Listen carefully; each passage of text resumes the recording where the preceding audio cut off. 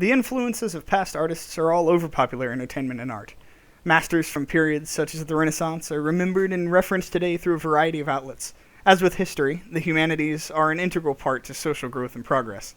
The advice of learning from one's past is solid, and though students often gripe about the level of intrigue provided by the fields of art and history, such subjects open the mind to imagination and a betterment of many skills used elsewhere in education and life. Unfortunately, though the art is highly recognizable, sometimes the artists go uncredited. Admittedly, I myself might have been hard-pressed to name the artist of the School of Athens, or even monumental works like the ceiling of the Sistine Chapel. There exists, however, a quartet collection of leading Renaissance artists, recognizable by many, for an unexpected reason. Well, not so unexpected if you're even vaguely familiar with the cartoon animation industry. The Teenage Mutant Ninja Turtles, Leonardo, Raphael, Michelangelo, and Donatello, share names with master artists centuries their senior. But what made the real masters of the Renaissance arts unique? Surely there's enough interesting history to delineate the legacy of the Renaissance men from their alien-fighting namesakes. Each of the four had lives behind their brush or chisel, and this is a brief exploration into each of their experiences and work, as well as a comparison of what they did. I've personally learned more than I was expecting to from the lives of four artists. Perhaps that was not a singular occurrence. Thus, I present a comparison of four Renaissance masters, otherwise affectionately subtitled, The Not-So-Teenage, Totally Not Mutant, True Italian Renaissance Artists. First up, Donatello. Born in 1386 to a family of craftsmen in Florence, Donatello was educated in the home of the Martellis, a close connection to the Medicis. In 1403, he apprenticed with Lorenzo Ghiberti and assisted the creation of the baptistry doors for the Florence Cathedral. Accounts exist, though the specifics vary, of Donatello and Brunelleschi, the rival and runner-up to Ghiberti in a competition to create the aforementioned baptistry doors, traveling to Rome. Elements present in Donatello's early art suggest that he gained influence from the excavation of a classical Roman site. Early works by Donatello lack the uniqueness of his later work. In 1408, his marble work of David adheres to the popular Gothic style, a graceful form, but an expressionless visage. By 1413, however, Donatello began developing a style all his own. St. Mark and St. John the Evangelist, both in 1415, both also exhibit a considerable amount more of emotion, a move away from the Gothic style, and a testament to developing skill. Donatello traveled again to Rome with partner sculptor and architect Michelozzo around 1425. The pair created tombs for the likes of Antipope John XXIII and Cardinal Bernacchi. Donatello had begun his trail of influence, as these tombs would serve as innovative examples to future Florentine burial chambers. Donatello's sculpture began taking on a very unique style, and Donatello himself began taking on a reputation of innovation. The sculptor utilized the new science of perspective and used real-world references to form accurate facial expressions and positions. His imposing work elicited emotions as well as it expressed them. Perhaps the most recognizable of Donatello's pieces is the bronze cast David, commissioned by the influential Cosimo de' Medici in 1430. David marked a return of the classical use of nudity, not in a moral context, but as an indicator of heroism or elevation, such as the sculptures and depictions of pagan gods in classical art. However, the goal of the work is not to promote immorality. It is thought that the depiction of David as a youth rather than a mighty king, standing over the severed head of his enemy, is a testament to the aid of God in the battle of Goliath. Donatello's work was landmark, and some of the first, in Renaissance sculpture. He ushered back a use of classical themes while incorporating new techniques. Donatello died in December 1466 in Florence, and was buried next to Cosimo de' Medici in the Basilica of San Lorenzo. Leonardo da Vinci. After his birth out of wedlock in April of 1492, Leonardo was moved to his father's estate in Vinci, the source of his surname. Receiving minimal formal education, Leonardo was apprenticed to noted artist Andrea del Verrocchio in Florence at the age of 14, displaying skill in artistry including metalworking, leather, carpentry, drawing, and painting. Leonardo's first documented work is a pen drawing in 1473. After entrance to a Master Artists Guild, Leonardo continued to assist his previous instructor, apparent in Verrocchio's Baptism of Christ in 1475. In 1482, Da Vinci convinced the ruler of Milan, Ludovico Sforza, to hire him, not for artistic talent, but as a military engineer with his plans for an early tank, war chariots, and enormous crossbows.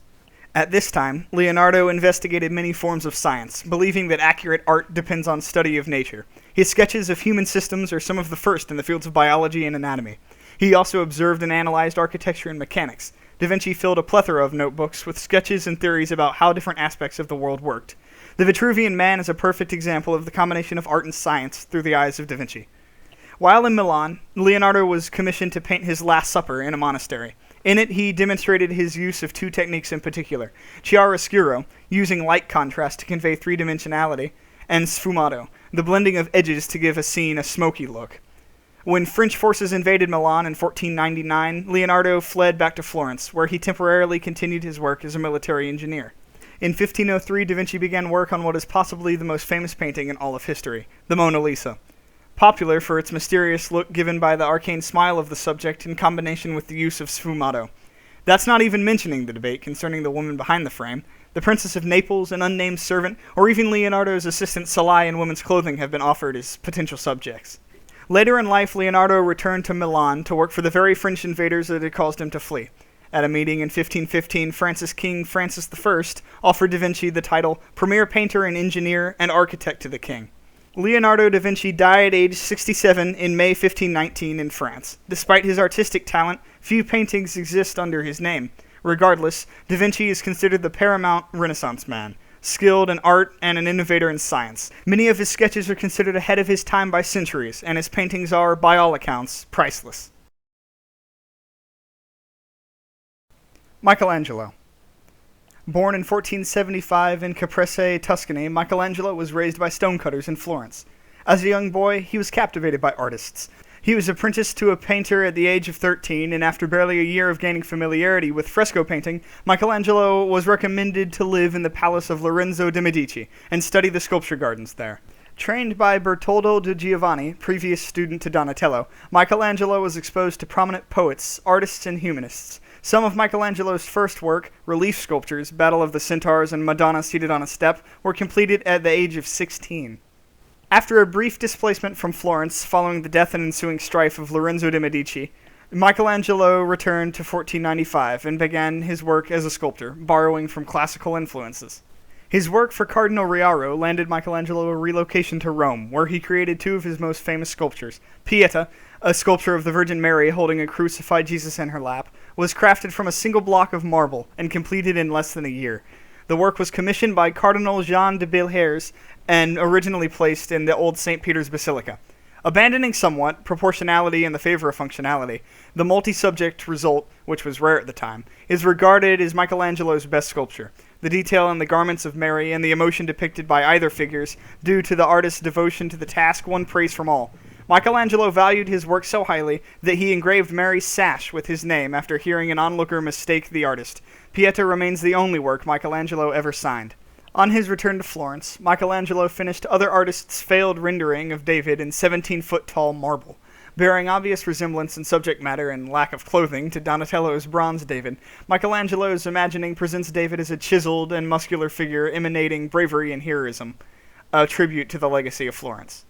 Michelangelo's most famous accomplishment, and perhaps the epitome of Renaissance painting, was commissioned by Pope Julius II, pulling the artist away from a tomb project for the same patron, the painting of the ceiling of the Sistine Chapel.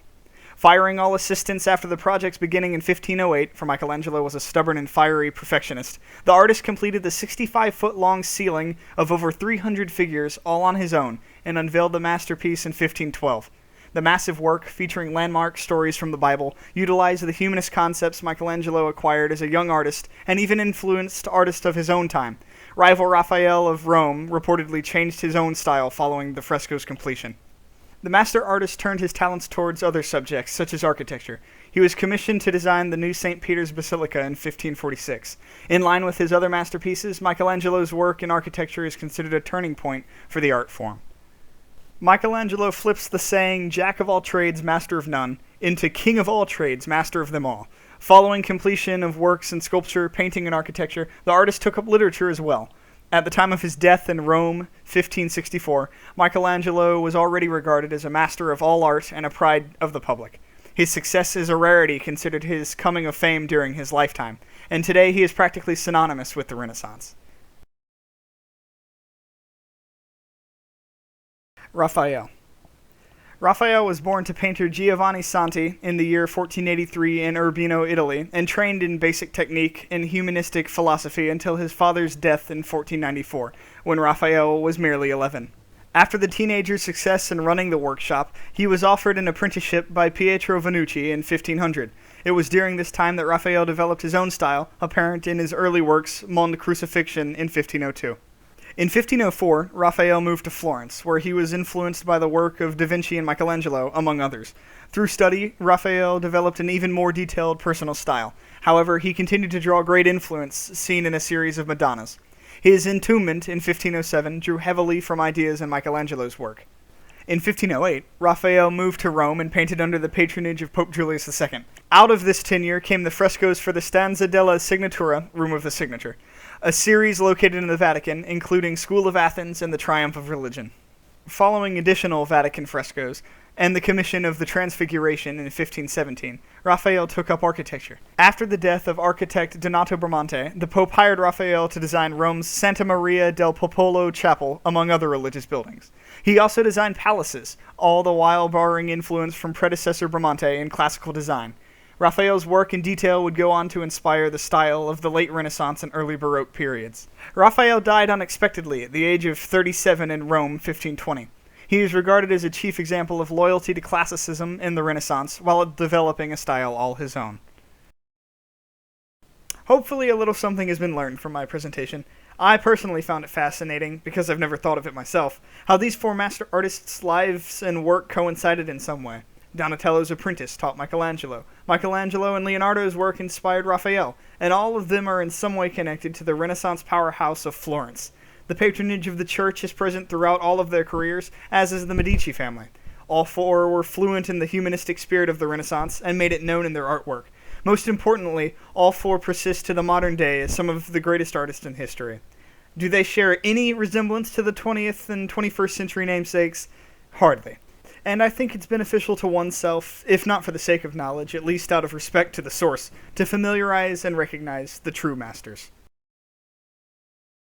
Thank you for watching. This has been my midterm project for Humanities at Lake Sumter State College. Also, a special thanks to my professor, for this project is giving me an opportunity to finally familiarize myself with video making software and uploading to YouTube. By the way, Professor, I was the one that forgot a picture of myself at the event, so I thought I'd throw one in now.